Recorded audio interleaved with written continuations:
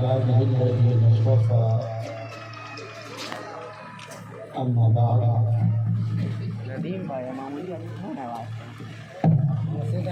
فأعوذ بالله من الشيطان الرجيم بسم الله الرحمن الرحيم فانكحوا ما طاب لكم من النساء مثنى وثلاث ورباع إلى آخر الآية. وقال النبي صلى الله عليه وسلم الدنيا كلها متاع وخير متاع الدنيا المرأة الصالحة.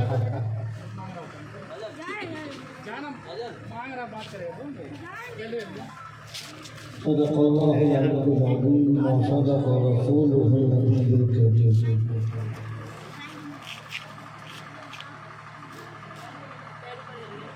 معزز سامعین کرام، نوجوانان اسلام اور ہماری دینی بھائی،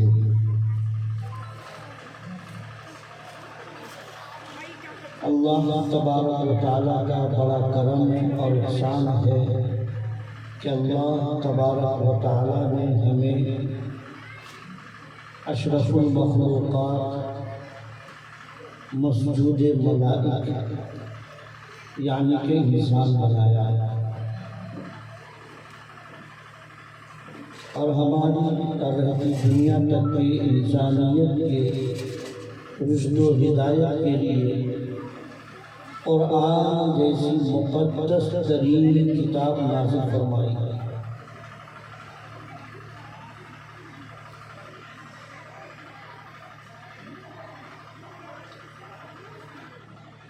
اور صرف قرآن کو نازل فرما کر یوں ہی نہیں چھوڑا،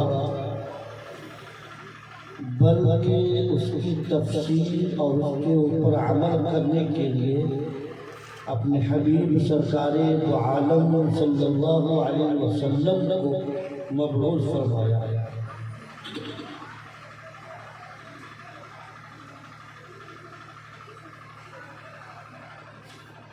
آپ کے بھیجنے کے مقاصد کو بھی اللہ نے بتلایا، وَيُعَلِّمُهُمُ الْكِتَابَ وَالْحِكْمَةَ، آپ جو ہے انہیں کتاب کی تعلیم دیں۔ اللہ کے رسول کی سب سے بڑی ذمہ داری ہے۔ اللہ نے دوسری جگہ پہ فرمایا یا ایھا الرسول بلغ ما انزل الیک، کہ جو ان کے اوپر نازل ہو رہی ہے آپ لوگوں تک پہنچائیں۔ وَإِن لَّمْ تَفْعَلْ فَمَا بَلَّغْتَ رِسَالَتَهُ، تو اگر آپ نہیں پہنچائیں گے تو حقیقی تبلیغ آپ کرنے والے نہیں سمجھے جائیں گے۔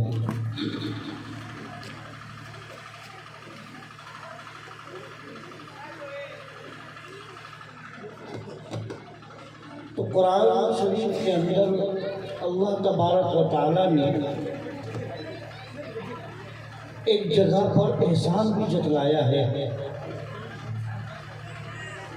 لَقَدْ مَنَّ اللَّهُ عَلَى الْمُؤْمِنِينَ، کہ اللہ نے مومن کے اوپر بڑا احسان کا معاملہ کیا۔ إِذْ بَعَثَ فِيهِمْ رَسُولًا مِّنْهُمْ، جبکہ انہی میں سے ایک کو رسول بنایا ہے۔ اس کو تھوڑا سا سمجھنے کی ہم اگر کوشش کریں گے تو انشاءاللہ بڑا فائدہ ہوگا۔ ایک طرف اللہ احسان جتلا رہے ہیں کہ ہم نے تمہیں میں سے ایک کو رسول بنایا ہے، کیونکہ ہم انسان کے تقاضے ہیں، ہمارے ساتھ نفسیات ہیں، ہمارے ساتھ خواہشات ہیں، ہمارے ساتھ پیٹ ہے۔ اگر نبی کوئی دوسری مخلوق ہوتی، مثلا فرشتے ہوں، تو وہ تو نہ کھاتے ہیں، نہ پیتے ہیں، نہ کچھ تقاضے ان کے ساتھ ہیں، تو وہ اگر اللہ اللہ کرے تو کوئی زیادہ کمال کی بات نہیں ہے۔ جیسے کہ ایک آدمی ریٹائر کر گیا ہو، ریٹائر کرنے کے بعد ایک شاپ، ایک دکان کھول کر کے بیٹھ جائے اور اس میں ڈیوٹی دے، تو اس کے لیے کوئی کمال نہیں ہے، وہ تو ٹائم پاس کر رہا ہے، اس کو تو پیسہ آ رہا ہے، یہ تو سائیڈ انکم ہے۔ اس کے برخلاف کہ کسی کی کوئی نوکری نہیں ہے، وہ دکان پر بیٹھ کر ٹائم دے رہا ہے، تو اس کے لیے قابل تعریف بات ہے، اس کو فکر ہے، اسی سے کمائیں گے تو کھائیں گے۔ آپ ان سے پوچھیں گے تو اگر ٹائم نہیں دوں گا تو پھر بچوں کو کھلاؤں گا کیا؟ آپ دوسرے سے پوچھیں گے کہ کیا کریں، ریٹائر ہو گئے، گھر میں کب تک بیٹھے رہیں گے، ایسے بیٹھ جاتے یہاں پر۔ تو فرشتے کو نہ کھانے کی ضرورت، نہ پینے کی ضرورت ہے، نہ شادی بیاہ کی ضرورت ہے، وہ اگر اللہ کی عبادت کرے تو زیادہ کمال نہیں ہے۔ انسان یہ عبادت کر رہا ہے، اپنے خواہشات کی تکمیل کے ساتھ اللہ کو یاد کر رہا ہے، اللہ کو یہ زیادہ پسند ہے۔ اسی لیے اللہ نے انسان سے بتلایا کہ ہم نے نبی جو ہے تمہیں میں سے پیدا کیا ہے۔ 27ویں پاری کی آیت کے اندر اللہ تبارک و تعالیٰ نے ایک حکم بتلایا ہے،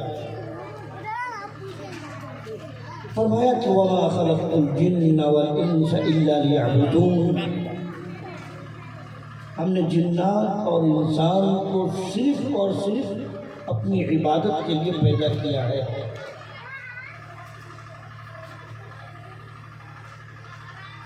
اب صرف عبادت کے لیے پیدا کیا ہے، اس کا تقاضا یہ ہے کہ ہمارا کوئی بھی کام عبادت کے بغیر نہ ہو، عبادت ہی ہم کریں، باقی کوئی کام نہ کریں۔ اب ہمارا ہر کام عبادت بن جائے، اس کے لیے اللہ تبارک و تعالیٰ نے فرمایا ہمارے نبی سرکار دو عالم صلی اللہ علیہ وسلم کی تم پیروی کر لو،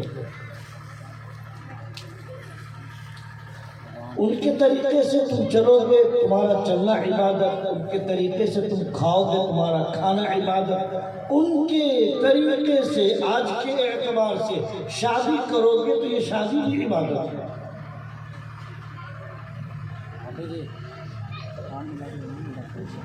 آج کے اعتبار سے جو ہے ہم نے شادی کو جو ہے بہت ہی زیادہ مہنگا کر دیا ہے۔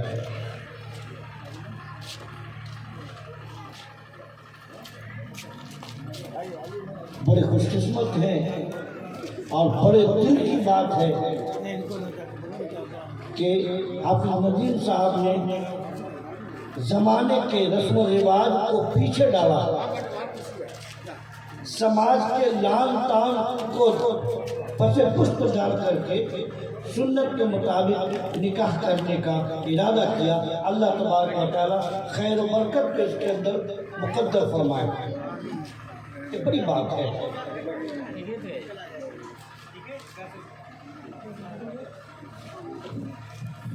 نکاح کے بارے میں ایک حدیث ابھی میں نے پڑھی، اللہ کے رسول نے فرمایا الدنیا کلھا متاع، کہ دنیا کی پوری چیز فائدہ اٹھانے کے لیے، دنیا میں جتنی چیزیں ہیں وہ سب ہمارے لیے ہیں۔ وَخَيْرُ مَتَاعِ الدُّنْيَا، ایک آدمی ایک دکان کھول رہا ہے، ایک آدمی ایک گھر رکھا ہوا ہے، اس گھر کے اندر سب چیز اس کی آرام دہ کے لیے ہے، آرام حاصل کرنے کے لیے، لیکن ان میں سے کوئی ایک چیز ایسی ہوگی جو انہیں زیادہ پسند ہے۔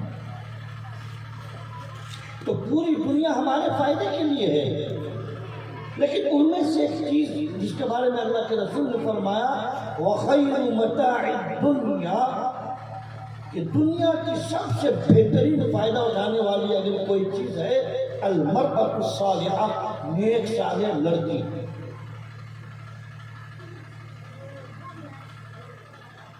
نیک صالح لڑکی،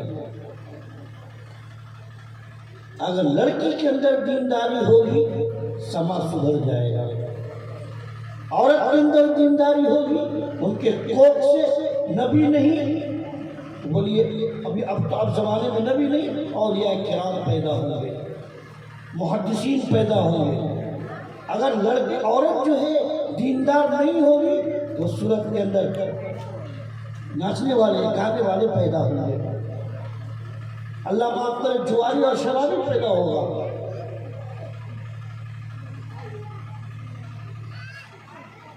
اللہ کے رسول نے فرمایا، اب پتلا بھی جو لوگ شادی کرتے ہیں، ہم بھی اگر غور کریں گے تو 1450 سال پہلے نبی پاک صلی اللہ علیہ وسلم نے شادی کے جو 4 وجوہات بیان کیے، ہم دیکھیں گے تو ان میں سے ایک وجہ ہمارے اندر ہے۔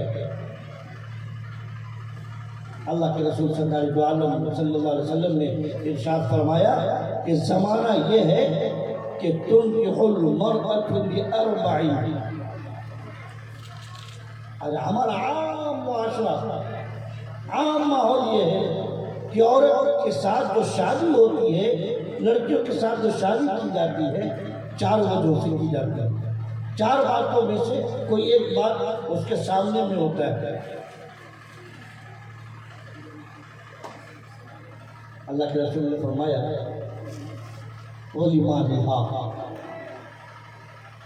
آج جو ہے لڑکی کو پسند کرنے کے لیے ہمارے پیرنٹس جاتے ہیں، ہمارے گھر کے بڑے بزرگ جاتے ہیں، تو اس کی نگاہ یہی ہوتی ہے وَلِمَالِهَا، مالدار ہے کہ نہیں ہے، دہیج دے گی کہ نہیں دے گی۔ یہی کی بات نہیں، عام معاشرہ ایسا ہو گیا ہے، شادی بہت مہنگی ہو گئی ہے۔ وَلِمَالِهَا، مال دیکھ کر کے لوگ شادی کرتے ہیں۔ اللہ کے رسول نے دوسری وجہ بتلائی وَلِحَسَبِهَا، اس کے حسب نسب، اس کے خاندان کو دیکھ کر کے شادی کرتے ہیں۔ باپ ڈی ایم ہے، ایس پی ہے، کلیکٹر ہے، وارڈ کونسلر ہے، وارڈ کمشنر ہے، چلو ٹیچر ہے، سرکاری نوکری ہے، چلو کر لو۔ یا میں نہیں کہہ رہا، ابھی آپ نے سنا شاعر نے فرمایا کہ دنیا جس کے لیے سجائی گئی ہے، دنیا جس کے لیے بنائی گئی ہے، ہمارے اور آپ کے آقا سرور کائنات فخر موجودات حضرت محمد مصطفیٰ صلی اللہ علیہ وسلم نے 1450 سال پہلے یہ فرمایا۔ تیسری چیز بتلائی وَلِجَمَالِهَا، ہمارے پیرنٹس، ہمارے باپ دادا اس بات کو نہیں دیکھتے، یا کچھ دیکھتے ہیں لیکن نوجوان لڑکے دیکھتے ہیں کہ لڑکی اسمارٹ ہے، لڑکی اسمارٹ ہے کہ نہیں ہے۔ وَلِجَمَالِهَا، اس کے مال کو دیکھ کر شادی کرتے ہیں، خاندان کو دیکھ کر شادی کرتے ہیں، ان کی خوبصورتی کو دیکھ کر کے شادی کرتے ہیں، اور 1000 میں سے ایک ایسا مائی کا لال پیدا ہوتا ہے جو وَلِدِينِهَا، اس کے دینداری کو دیکھ کے شادی کرتا ہے۔ اور میں نہیں، اللہ کے رسول سرکار دو عالم صلی اللہ علیہ وسلم انہیں ایوارڈ دے رہے ہیں، فَظْفَرْ بِذَاتِ الدِّينِ، جو دینداری کو دیکھ کر کے شادی کر رہا ہے اس کے لیے کامیابی ہے، جو بھی دینداری کو دیکھ کر کے شادی کر رہا ہے۔ یہ لمبا زمانہ نہیں گزرا، یہ لمبا زمانہ نہیں گزرا، ابھی جن کی شادی ہو چکی ہے، جو باپ یا دادا بن گئے ہیں، اگر اپنے پچھلے زمانے میں نظر کریں گے تو پتہ چلے گا. کل تک ہم لڑکی کو دیکھنے جا رہے تھے تو ہم سوال کرتے تھے بیٹی تمہیں ایٹل کرسی یاد ہے؟ بیٹی تمہیں التحیات یاد ہے؟ میں اگر کہہ رہا ہوں اپنے دل پہ ہاتھ رکھ کر کے سوچے صحیح ہو تبھی اپنے آپ کو بولیے گا، سر ہلائیے گا، غلط ہو تو نہ بولیے گا. کیونکہ ہم نے بھی اپنے بہن کی شادی کروائی ہے. دیکھنے والے آئے ہیں، یہی سوال. کوئی صورت یاد ہو تو سنا دو. پہلے دینداری تھی، گھر کا ماحول اچھا تھا، آپس میں پیار محبت تھی. اور آج دینداری ختم. سوال کرتے ہیں بیٹی اپنے بایو ڈاٹا دو، اپنے بایو ڈاٹا کو پیش کرو. معاف کیجیے گا میں تھوڑا بولنے میں سخت ہوں. ایک مولوی اگر نماز پڑھاتا ہے، کہیں ٹیوشن پڑھانے چلے جائے، ہمارے پیٹ میں درد ہوتا ہے. اگر مولوی بازار میں چلے جائے ہمیں بے چینی ہوتی ہے. اگر مولوی کے گھر میں بیٹی پیدا ہو گئی، اگر مولوی اپنے بیٹی کو اسکول میں ایڈمیشن کرواتا ہے ہمیں تکلیف ہوتی ہے. اب اس مولوی کی بیٹی سے کوئی شادی کرنے آتا ہے تو بایو ڈاٹا مانگتا ہے. کہاں سے بایو ڈاٹا لائیں گے؟ ہمارا سماج، ہمارا معاشرہ مولوی کی بچیوں کو پڑھنے نہیں دیتا. کمپٹیشن کا میدان ہے. مولوی پڑھتا ہے تکلیف ہوتی ہے. کمپٹیشن کا میدان ہو گیا ہے. اس کی وجہ سے لوگ کرتے ہیں. لوگ مدرسے کے بچوں کو گری نگاہ سے دیکھتے ہیں. کیوں بھائی؟ کتنا کمائے گا؟ اللہ کے بندے، آپ کے اس تنگ نظریے نے، ہمارے اس تنگ نظریے نے دینداری لوگوں کے دلوں سے ختم کر دی ہے. میں آپ سے پوچھتا ہوں، اسکول کے اندر ماسٹروں کی تنخواہ کتنی ہوتی ہے؟ آپ کے گھر میں امانت داری کے ساتھ فیصلہ کریں. ایک بچہ چاہے LKG پڑھتا ہو یا UKG پڑھتا ہو یا اسٹینڈرڈ 1 2 کسی کلاس کے اندر ہو، اس کے لیے آپ نے ایک ٹیچر رکھا ہے ٹیوشن کے لیے. آپ سے میں پوچھتا ہوں، ظلم ہم نہیں کر رہے ہیں تو کون کر رہا ہے؟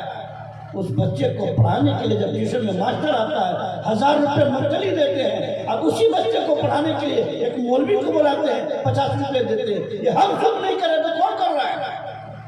ہمیں کیا حق بنتا ہے کہ ہم دوسرے کو بولے کہ مولوی بنے گا تو کتنا پیسہ ملے گا؟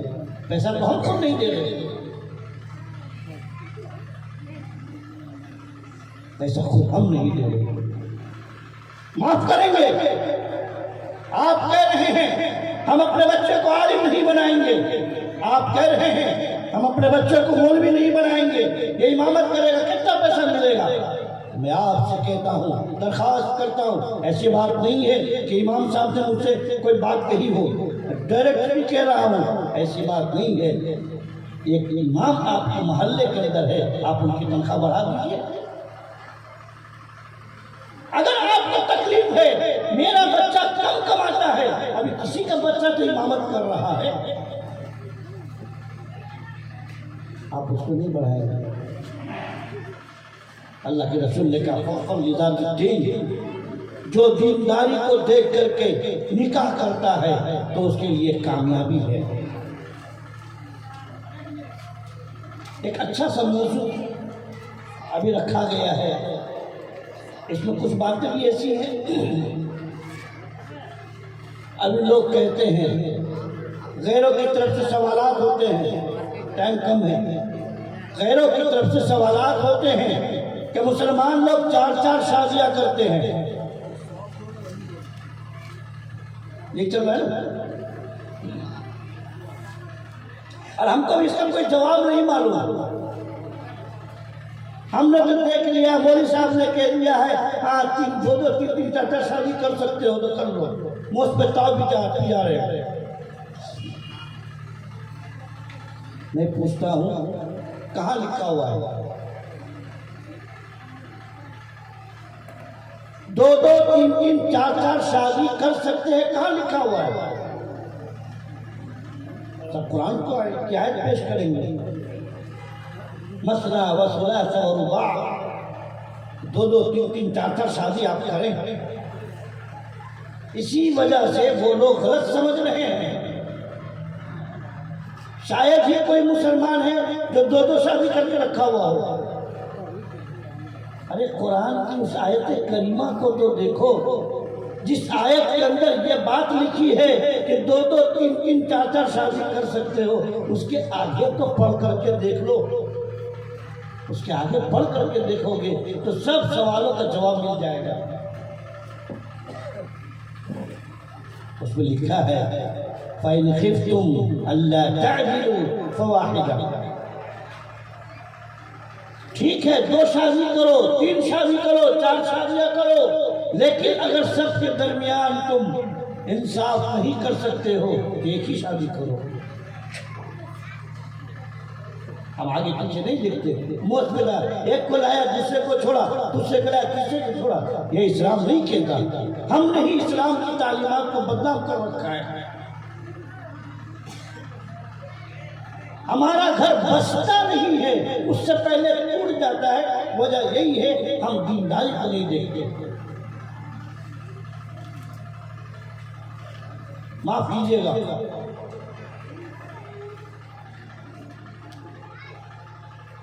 बोल दो, माफ कीजिएगा। हर घर के अंदर ये शिकवा शिकायत है सास और पतोहू की। मेरी आवाज औरतें भी सुन रही हुई, ध्यान दें। सास और पतोहू की झगड़े की लड़ाई हर जगह पे है। शिकायत करते हैं मेरी पुतोहू ऐसी है, हम सो करके उठते हैं, उसके बाद वो उठती है, चाय भी नहीं देती, नाश्ता भी नहीं देती, ये और वो और वो और वो। शिकायत है ना भाई, ऐसी बात है। यहाँ नहीं लगता, कोई सर भी नहीं लाएगा। अब सुभान अल्लाह तो बोलवा नहीं सकते।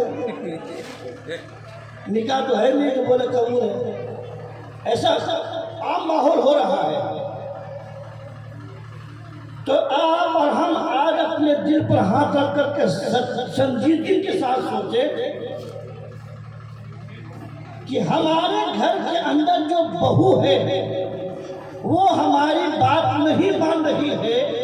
हमारे घर के अंदर जो बहू है हमारे सोने के बाद, हमारे उठने के बाद उठ रही है, उसी घर के अंदर बहू के बगल में बेटी भी है। उस बेटी को आप देखो कि आपकी बेटी कब उठ रही है। अगर आपकी बेटी आपके उठने से पहले उठ रही है, अगर आपकी बेटी आपको चाय दे रही है, कल यही बेटी किसी की बहू बनेगी, वो शिकायत नहीं होगी। हम अपनी बेटी को तरबियत नहीं करते, अपनी बेटी को नहीं समझाते, उसके साथ खून माफ हो जाता है और दूसरी की बेटी को लोग जमा देते। सबसे पहला मदरसा माँ की गोद है, वहीं से बच्चियों की तरबियत होती है, बच्चों की तरबियत होती है। वहीं से जिस तरीके से डिसिप्लिन उसे समझाया जाएगा उसी तरीके से काम होगा। हम इसको नहीं देखते हैं, हम नहीं सोचते हैं। चाय की दुकान पे बैठ जाएंगे, 2-3 बूढ़ी जमा हो गई, चल रही है शिकायत, मेरी को तो झाड़ू भी नहीं लगाती, वो तो सोए रहती है। अरे अपनी बेटी के बारे में पहले बतलाओ, तुम्हारी बेटी क्या कर रही है। अगर हम अपनी बेटी की तरबियत करें, हमारी बेटी पहले उठ जाए तो मजाल नहीं है दूसरे घर की जो बेटी आई है वो सोए रह जाए।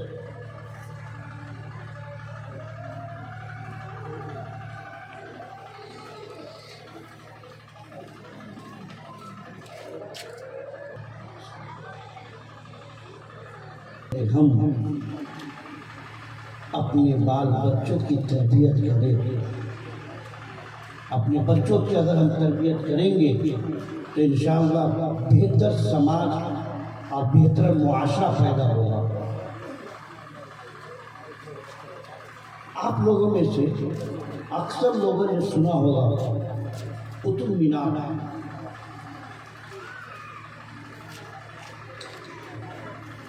قطب مینار جو ہے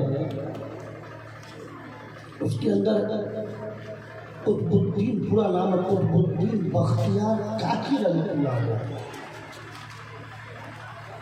کاکی ایک کیک سے بنا ہے، کیک کے عربی کے اندر وہ جسے کہتے ہیں.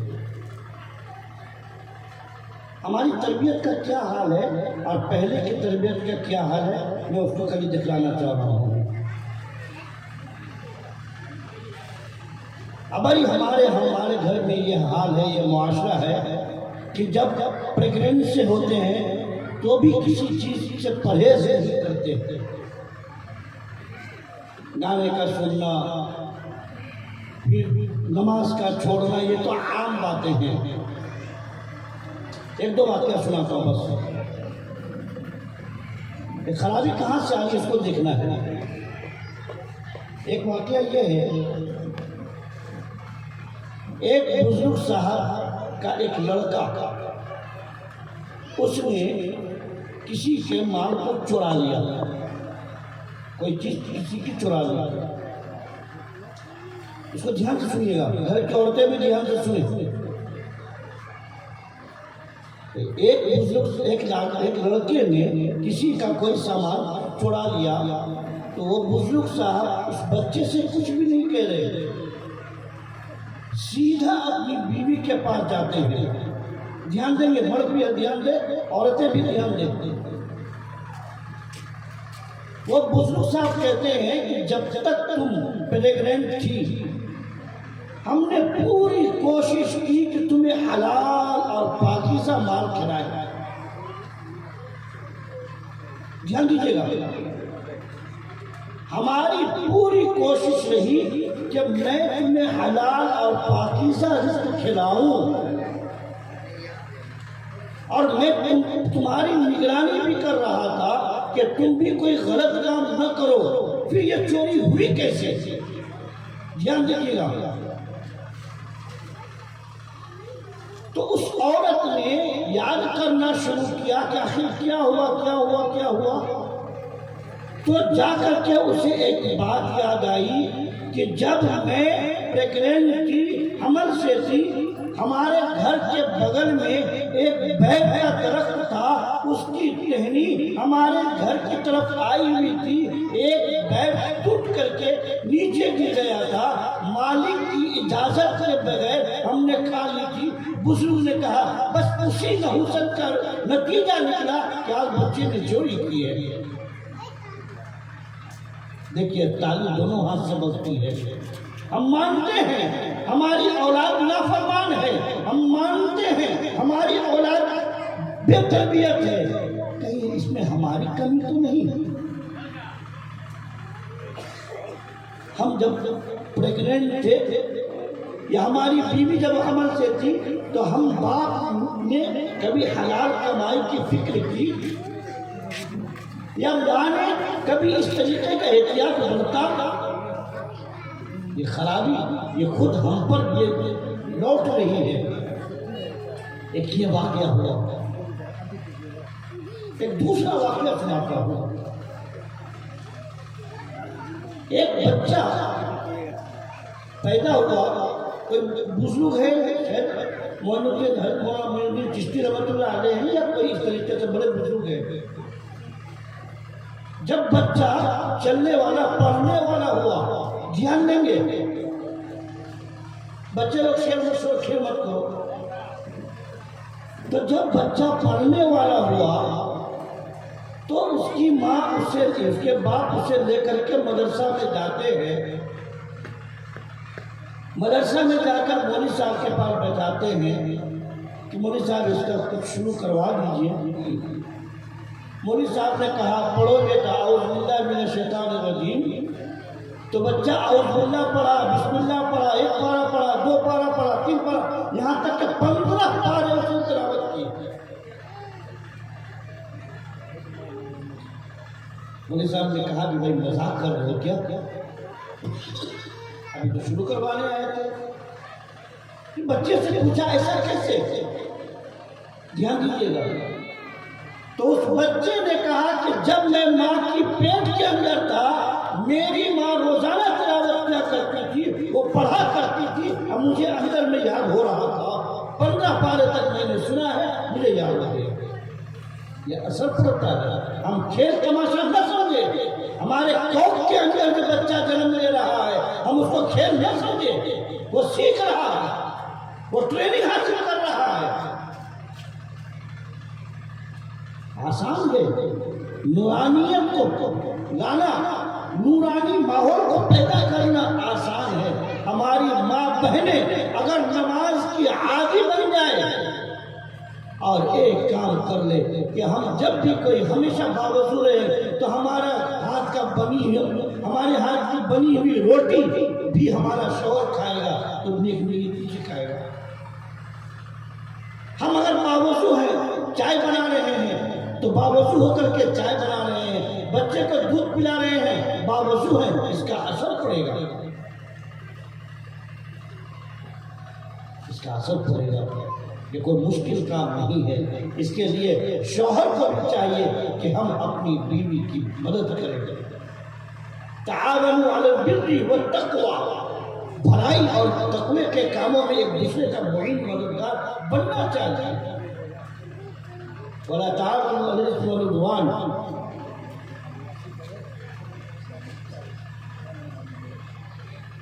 گناہوں کا ہم سپورٹ نہ کریں۔ ولا تعاونوا علی الاثم والعدوان، گناہ کا ہم مددگار نہ بنیں، ظلم کے ان کا مددگار نہ بنیں۔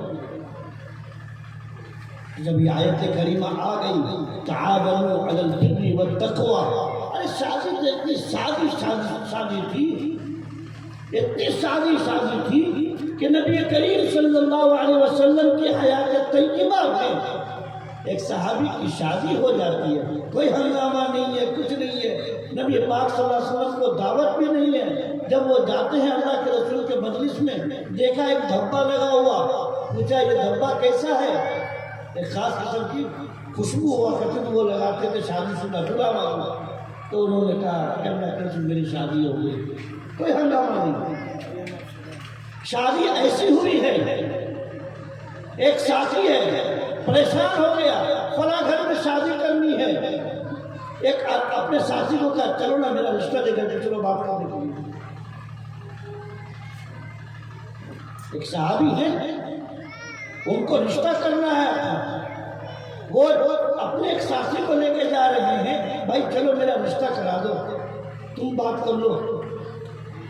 دوسرے جو ساتھی ہے وہ ساتھی جا کر کے بات کر رہے ہیں کہ میرا ساتھی ہے، وہ رشتہ کرنا چاہتا ہے اپنی بیٹی سے، اس کا باپ کہتا ہے ہمیں وہ پسند نہیں ہے، آپ پسند ہے، آپ کا نکاح کروا دوں۔ بس گئے تھے نکاح کروانے، نکاح کر کے آ گیا، ایسی سمپل۔ تو ماشاءاللہ یہ ایک نیا پیغام، ایک میسیج حافظ ندیم صاحب دے رہے ہیں۔ یہ اچھی چیز ہے، اچھے کاموں میں ہمیں مدد کرنی چاہیے، سپورٹ کرنا چاہیے۔ آج ہم سب ارادہ کریں، جو بوڑھے ہو گئے تو شادی ہو گئی، جو نوجوان شادی کرنا چاہتے ہیں ارادہ کر لیں، کوئی ڈیک اور ڈھول تماشا کچھ نہیں کریں گے۔ کوئی جوان ہے کوئی انشاءاللہ بھی نہیں بولتا، سب کی شادی ہو چکی ہے، سوچ رہا ہے کہ بولے کے تو پھنس جائیں گے۔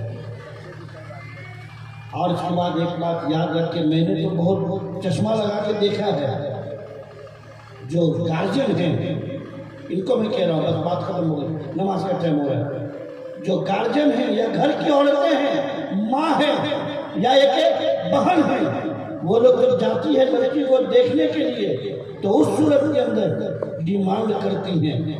اور ڈیمانڈ کیسے؟ ہم لوگ کیا ہے، کچھ بھی نہیں ہے، وہ تو لڑکا کا ہی خواہش ہے، اور لڑکا سے پوچھو تو ہم کچھ بھی نہیں مانگے، وہ تو باپ مانگ رہا ہے۔ یاد رکھیں جس کو لینا ہے وہ کچھ نہیں بول رہا ہے، آپ بھیک مانگ رہے گنہگار آپ ہوں گے۔ جب آپ کہہ رہے ہیں، ہر ایک کہتا ہے ہمیں کیا مطلب ہے، جو دے گا اپنی بیٹی کو دے گا، تو ہم زبان سے کیوں مانگتے ہیں؟ اللہ تبارک و تعالیٰ نے تو کہا الرجال قوامون علی النساء، کہ مردوں کو اللہ تعالیٰ نے حکم بنایا ہے عورتوں کے اوپر۔ تو کیسا مرد کہ بیوی کے کمائی سے ہم گاڑی پہ چلے؟ یہ سوچنے کی چیز ہے. ڈیمانڈ کرتے ہیں رہنے کے لیے گھر نہیں ہے, ایک گھر بنائیں گے, پہلے خرچہ دیں گے, تب آپ کی بیٹی سے شادی کریں گے. یہ کیا مجبوری کر رکھا ہے؟ لڑکا کچھ نہیں کرتا, دکان دلا دیں گے, شادی کریں گے. یہ ہم کیا کر رہے ہیں؟ یہ ہم کیا کر رہے ہیں؟ بہت ساری جگہوں پر میں نے دیکھا ہے, معلوم ہو رہا ہے یہ گھر ڈھلائی کرنے کے لیے بھی پیسہ مانگا گیا ہے. ہم کیسے مانگ رہے ہیں؟ یاد رکھ کے وہ لوگ بھی سن لیں جو اپنے پیر پر کھڑے نہیں ہیں اور شادی کے لیے بے چین ہیں. حدیث کے اندر ارشاد فرمایا, یا معاشر الشباب من استطاع منکم الباءۃ فلیتزوج. اے نوجوانوں, اگر تمہیں طاقت ہے, صلاحیت ہے, قوت ہے تو شادی کر لو. ومن لم یستطع, اگر نہیں ہے, پیسے نہیں ہے, مکان نہیں ہے, دکان نہیں ہے, لیکن خواہشات بہت بھڑک رہے ہیں, تو ومن لم یستطع فعلیہ بالصوم, تو روزہ رکھو. غلط کام مت کرو, غلط طریقے پر مت جاؤ, غلط کام مت کرو. فعلیہ بالصوم, تم روزہ رکھو. فإنہ لہ وجاء, اس لیے کہ روزہ رکھو گے تو خواہشات ٹوٹ جائیں گے, خواہشات دب جائیں گے. اللہ تبارک و تعالیٰ سے دعا کرے کہ اللہ تبارک و تعالیٰ ہمیں جب تک دنیا میں زندہ رکھے, اسلامی تعلیمات کے اوپر زندہ رکھے, اور جب دنیا جانے کا وقت آ جائے تو اللہ تبارک و تعالیٰ ایمان کا خاتمہ نصیب فرمائے. چونکہ نماز